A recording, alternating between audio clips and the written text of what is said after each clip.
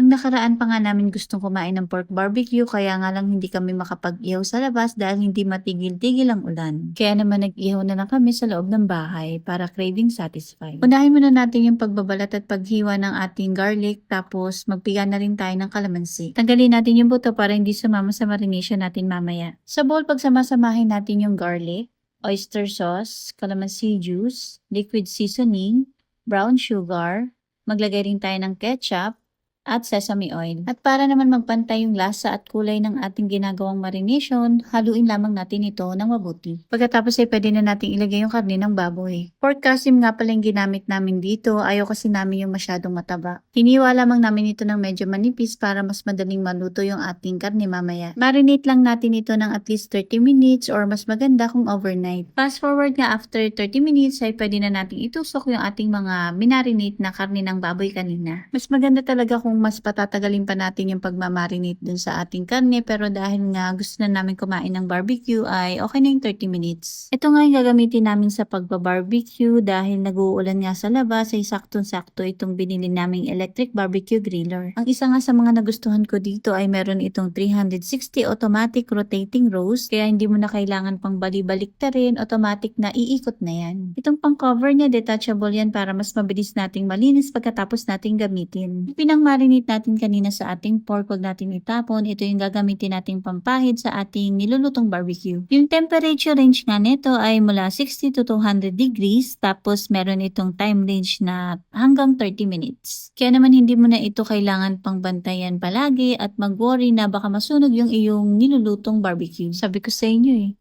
tingnan niyo si chef, pakuya-kuya-kuy lang. Habang hinihintay naming maluto yung aming pork barbecue nang hindi nangangamoy at napupuno ng usok yung bahay. Malapit na nga maluto yung ating pork barbecue kaya naman gumawa muna tayo ng sausawan. Sa bowl maglagay lang tayo ng vinegar, onion, siling haba at siling pula. Maglagay rin tayo ng calamansi juice, white pepper, tapos naglagay din tayo ng white sugar pampabalance ng lasa. At para naman magpantay yung lasa, haluin lang natin ng mabuti. Then set aside muna natin, check na natin yung niluluto nating pork barbecue. At yan, luto na nga lahat. Tanggalin lang natin ito isa-isa sa ating electric griller. Mukhang magagamit namin ito madalas Ano naman kayong susunod nating iihawin dito?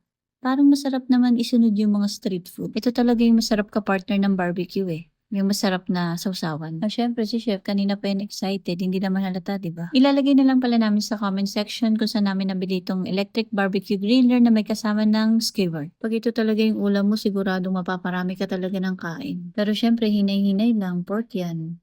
Yun lang. Bye!